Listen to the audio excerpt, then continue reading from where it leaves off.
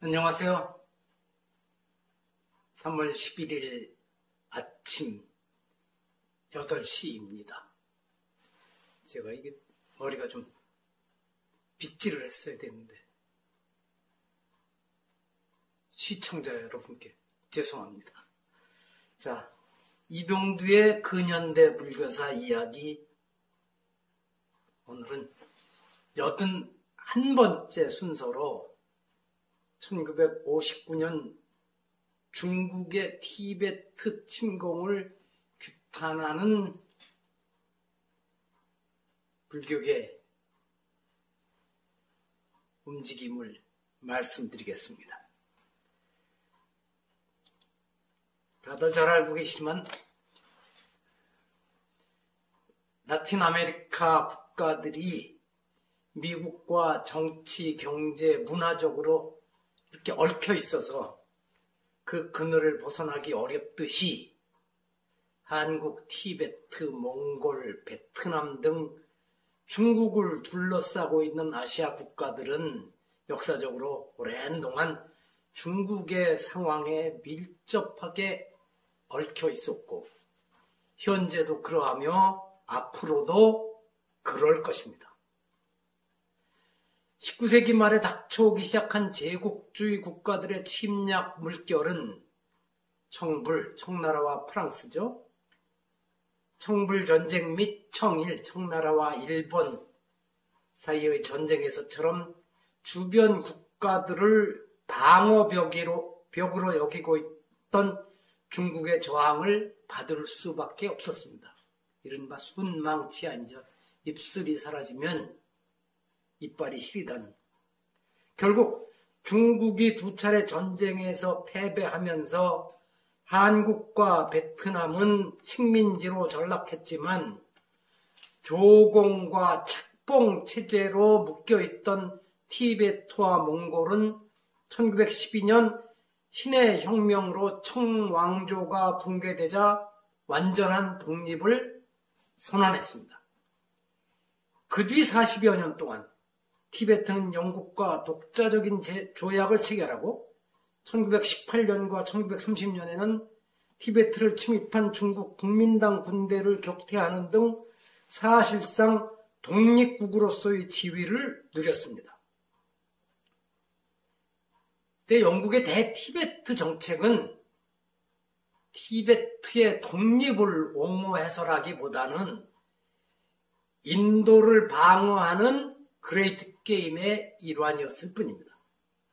그게 제국주의의 속성입니다.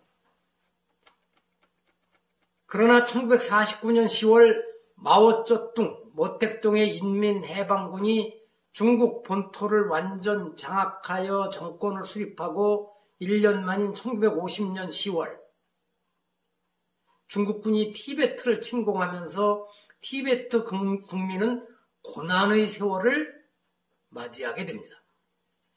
티베트에서는 유엔과 미국의 지원을 기대하며 침략에 저항했지만 한국 전쟁에 여념이 없던 미국과 국제사회는 티베트의 호소를 외면하였습니다.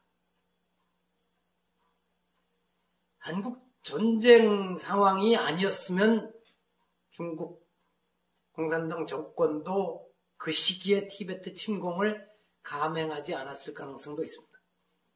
결국 티베트는 많은 희생을 치르고 중국의 강요로 1951년 5월 서장 화평 해방 조약, 서장은 티베트 말합니다. 이라는 항복 요구를 받아들일 수밖에 없었습니다.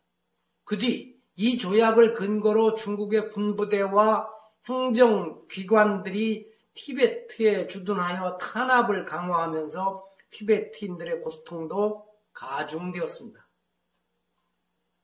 화평 해방조약이라는 그 조약의 명칭도 참 아이러니하죠. 을사늑약이 보호조약이라 그러지만 보호가 아니었듯이 티베트에 중국이 강요한 화평 해방조약도 화평이나 해방과는 9만리 이상 떨어져 있습니다. 그러나 강점 9년이 지난 1959년에는 곳곳에서 중국에 저항하는 민중 봉기가 일어나 숱한 티베트인이 희생되었고 더 이상 버틸 수 없다고 판단한 제14대 달라이라마 텐진 가초와 티베트 정부는 3월 17일 중국군의 감시망을 뚫고 라싸를 탈출해 눈이 두텁게 쌓인 히말리아를 넘는 2600km의 대장정 끝에 인도에 이르러 다람살라에 망명정부를 세웠습니다. 이 망명 과정은 영화로 제작되어 수많은 사람들을 감동시켜 눈물을 흘리게 만들기도 하였죠. 그리고 그 뒤로 오히려 티베트 불교는 전 세계로 퍼져나가 특히 유럽과 미국 쪽에서 큰 영향력을 미치고 있습니다. 망명 60주년이 지난 지 몇 해가 되었습니다. 아직 티베트인들의 의지가 꺾이지는 않았지만 앞날에 대한 희망이 점점 옅어지는 것만 같아 안타깝습니다. 실제로 티베트 지역 내에 중국의 한인계 이주민이 많아져서 설사 주민투표로 독립 여부를 묻는다고 해도 부결될 가능성이 높아진다고 합니다. 그게 중국 정부가 티베트뿐만 아니라 위구르 지역도 그렇고 내몽골 지역도 그렇고 주변 곳곳에 그와 같은 방식을 쓰고 있죠. 약소민족이 강대국에게 희생되는 약육강식의 현실에 분노하는 동병성련 측은지심과 당시 냉전 체제의 반공 분위기도 있었지만 우리의 경우 특히 얼마 전까지 한국 전쟁에서 총을 맞대고 싸웠던 역사 때문에 중국의 티베트 강점이 남의 집안일이나 강 건너 불로 여겨지지 않았을 것입니다. 1959년 경남 양산 통도사에서 100여 명의 스님들이 중공 학살에 항거하는 자유 티베트 국민을 구호하자는 플래카드를 들고 중국의 티베트 점령을 규탄하는 집회 사진이 이런 분위기를 잘 보여줍니다. 플래카드를 들고 있는 동자승에서부터 강원 학인들과 규탄 연사를 하는 강주 월운 스님에 이르기까지 차분한 모습이 오히려 불교인답게 보입니다.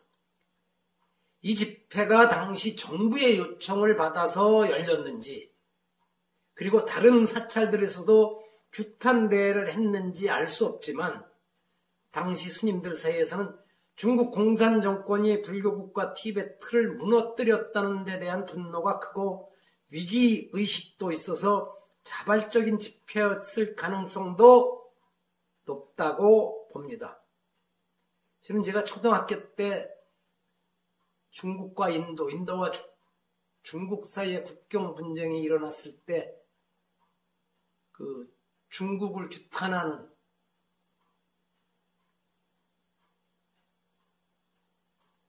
대회를 열었던 기억이 떠오릅니다. 초등학생이 뭘 알고 동참했겠습니까만 그때 초등학생에게까지 그런 요구를 했었으니까 아마 1959년도 티베트 침공 규탄도 그런 면도 있었을 것이라고 미루어 짐작해 봅니다. 마칩니다. 들어주셔서 고맙습니다.